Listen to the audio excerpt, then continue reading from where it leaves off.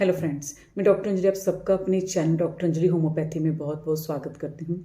अपने आज के इस वीडियो में हम नेज़ल पॉलिप्स के बारे में डिस्कस करेंगे। नेज़ल पॉलिप्स एक गांठ की तरह स्ट्रक्चर होती है या मस्से की तरह स्ट्रक्चर होती है, ओवर ग्रोथ होती है, जो हमारे नाक के अंदर या साइनसेस के अंदर डेवलप हो जाती हैं। नेज़ल पॉलिप्स ज़्यादातर उन लोगों में देखी जाती हैं जिनको किसी तरह की नाक की एलर्जी है या जिन लोगों को बार बार कोल्ड हो जाता है, ज़ुकाम हो जाता है, बार बार आँखों से पानी, नाक से पानी या छींकें आने की समस्या रहती है, साइनोसाइटिस या एलर्जिक राइनाइटिस रहता है, उनमें ये प्रॉब्लम ज़्यादा डेवलप होती हैं। बार बार कोल्ड होने की वजह से हमारे नाक के अंदर इन्फेक्शन और इन्फ्लामेशन हो जाती है, जिससे जो नाक के अंदर की लाइनिंग होती है वो उसमें इरिटेशन होती है, जिससे वहाँ पर ओवर ग्रोथ्स बन जाती हैं। नेज़ल पॉलिप्स किसी भी एज ग्रुप के लोगों को अफेक्ट कर सकती हैं, लेकिन ये ज़्यादातर यंगर एज ग्रुप में ज़्यादा देखी जाती हैं और मेल्स इससे ज़्यादा अफेक्टेड होते हैं एज़ कम्पेयर टू फीमेल्स। कौन से साइंस एंड सिम्टम्स देखे जाएंगे जिससे हमें पता चल जाएगा कि हमें नेज़ल पॉलिप्स की समस्या है? तो इसमें पेशेंट को बार बार छींकें आने की समस्या रहती है। नेज़ल ऑब्स्ट्रक्शन मीन्स नाक बंद सा फील हुआ रहता है, पेशेंट को मुंह से सांस लेना पड़ता है और जब हम टॉर्च से नाक के अंदर देखते हैं तो नाक के अंदर पेशेंट को एक रेड कलर की मीन्स जो चेक कर रहा है उसको रेड कलर की ओवर ग्रोथ नज़र आएगी। नेज़ल पॉलिप्स एक साइड पे भी हो सकते हैं या दोनों साइड्स पर भी हो सकते हैं और ये किसी भी साइज़ के हो सकते हैं। नेज़ल पॉलिप्स की वजह से पेशेंट को नाक के अंदर ऑब्स्ट्रक्टेड फीलिंग रहेगी, नाक बंद सा फील रहेगा और पेशेंट को नाक से सांस लेने में तकलीफ़ रहती है, जिससे पेशेंट को मुंह से सांस लेना पड़ता है, बार बार छींकें आती रहती हैं, साइनोसाइटिस होता रहता है, गले के अंदर रेशा गिरता महसूस होता है। रात को जब पेशेंट लेटता है तो उसको सांस लेने में बहुत ज़्यादा तकलीफ़ होती है और खर्राटे आ सकते हैं, स्नोरिंग की समस्या हो जाती है, loss of smell, loss of taste हो सकता है, नाक के अंदर से बड़ी गंदी स्मेल आती रहती है और कई बार जब पेशेंट अपनी नाक को टच करता है या वहाँ से क्रस्ट रिमूव करने की कोशिश करता है तो नाक से ब्लीडिंग भी हो सकती है। कई केसेस में नेज़ल पॉलिप्स की वजह से अस्थमा भी डेवलप हो सकता है।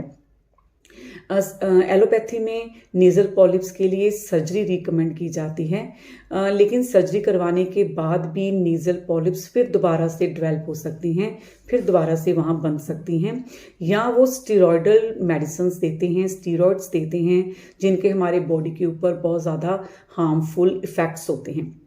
होम्योपैथी में बहुत सी अच्छी मेडिसिन्स हैं जहाँ बिना सर्जरी के आपकी नेज़ल पॉलिप्स बहुत सेफ वे से और परमानेंटली रिमूव हो सकती हैं। धीरे धीरे इन मेडिसिन से आपका जो नेज़ल पॉलिप्स हैं वो श्रिंक होती जाती हैं और धीरे धीरे ये पूरी तरह से ख़त्म हो जाती हैं।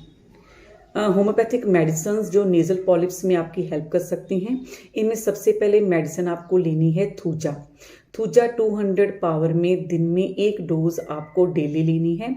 2 to 3 ड्रॉप्स डायरेक्टली ऑन टंग या 1 स्पून ऑफ वाटर में डालकर आप ले सकते हैं। फिर मेडिसिन है Lemna minor. Lemna minor medicine में पेशेंट को नाक के अंदर ऑब्स्ट्रक्टेड फीलिंग होती है, नाक से गंदी स्मेल आती है, लॉस ऑफ स्मेल हो जाती है, मींस पेशेंट को नॉर्मल स्मेल नहीं आती है, सांस लेने में तकलीफ़ होती है, गले के अंदर रेशा गिरता महसूस होता है और नेज़ल पॉलिप्स की वजह से जिन लोगों में अस्थमा डेवलप हो जाए तब भी लेमना माइनर बहुत अच्छा वर्क करती है। इस मेडिसिन को आपको 30 पावर में दिन में 3 बार लेना है। फिर मेडिसिन है ट्यूक्रियम मैरम वैरम। ये भी नेज़ल पॉलिप की तरह ही बहुत अच्छी लेमना माइनर की तरह बहुत अच्छी मेडिसिन है नेज़ल पॉलिप के लिए, जिसमें पेशेंट को नाक के अंदर ऑब्स्ट्रक्टेड फीलिंग होती है और पेशेंट जिस साइड पे लेटता है उस साइड की जो नाक है वो उसमें पेशेंट को बंद फीलिंग लगेगी, वो वाली साइड पेशेंट की बंद हो जाएगी, तब हमें ट्यूक्रियम मैरम वैरम मेडिसिन देनी है। इसके अलावा ट्यूक्रियम मेडिसिन में पेशेंट को नाक से पानी, आँख से पानी और छींकों की समस्या भी हो सकती है। फिर मेडिसिन है सैंगोनेरिया कैन। सैंगोनेरिया कैन हम उस केस में देते हैं जिसमें राइट साइडेड नेजल पॉलिप्स हों और नेजल पॉलिप्स की वजह से पेशेंट को बहुत तेज सिर दर्द रहने लग जाए, तब हमें सैंगोनेरिया कैन मेडिसिन 30 पावर में दिन में 3 बार देनी है। फिर मेडिसिन है Calcarea carb. Calcarea carb 30 power में हम दिन में 3 बार तब लेते हैं जब आपको लेफ्ट साइडेड नेजल पॉलिप हो, नाक के अंदर ऑब्स्ट्रक्टेड फीलिंग लगे आपको, और साथ में सुबह उठते ही आपको छींकें आने लग जाएं, तब आपको कल्केरिया कार्ब मेडिसिन देनी है। कल्केरिया का पेशेंट को कोल्ड होने की बहुत जल्दी टेंडेंसी होती है, बार बार उसको जुकाम सा बना रहता है और पेशेंट को सिर के ऊपर बहुत ज़्यादा पसीना आता है, तब हमें कल्केरिया कार्ब मेडिसिन जो है वो देनी चाहिए 30 पावर में दिन में 3 बार। फिर मेडिसिन है हमारी फॉस्फोरस। फॉस्फोरस हमें उस केस में देनी है जहां नेजल पॉलिप्स की वजह से ब्लीडिंग होने लग जाए, नाक से ब्लीडिंग होने लग जाए, तब हमें फॉस्फोरस 30 पावर में दिन में 3 बार लेनी है। इन मेडिसिन के साथ ही आपको एक एलर्जिक ड्रॉप्स R84 भी ज़रूर लेने चाहिए, क्योंकि नेजल पॉलिप्स बनने का जो बेसिक कारण है वो एलर्जी है। तो इसलिए इस R84 को लेने से जो आपकी नाक की एलर्जी की समस्या है वो भी पूरी तरह से ठीक हो जाएगी और दोबारा नेजल पॉलिप्स भी आपके नहीं बनेंगे। तो इस मेडिसिन की 10-10 बूंदें 1/4 कप ऑफ वाटर में डालकर आपको दिन में 3 बार लेना है इन मेडिसिन के साथ। तो जो मैं आपको मीन्स मेडिसिन सजेस्ट करती हूँ नेजल पॉलिप के केस में एक फॉर्मूले के फॉर्म में, तो उसमें आपको थूजा 200 डेली लेनी है 1 डोज, लेमना माइनर 30, ट्यूक्रियम 30, इन दोनों मेडिसिन को आपको दिन में 3 बार लेना है और इसके साथ R84 10 ड्रॉप्स आपको दिन में 3 बार लेनी है। तो इन मेडिसिन को आप 3 मंथ्स तक पहले लीजिए, जब आपको रिलीफ लगने लग जाए तो आप इन मेडिसिन को आगे भी कंटिन्यू कर सकते हैं। तो इन मेडिसिन को आप कुछ टाइम के लिए जब लेते हैं तो आपकी जो नेजल पॉलिप की समस्या है, नेजल पॉलिप्स हैं, वो पूरी तरह से परमानेंटली रिमूव हो जाते हैं। तो फ्रेंड्स, आशा करती हूँ यह वीडियो आपके लिए बहुत इन्फॉर्मेटिव होगा, आपको ज़रूर पसंद आया होगा।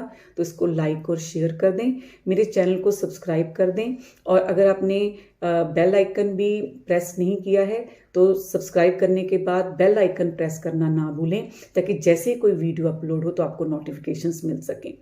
Thank you very much.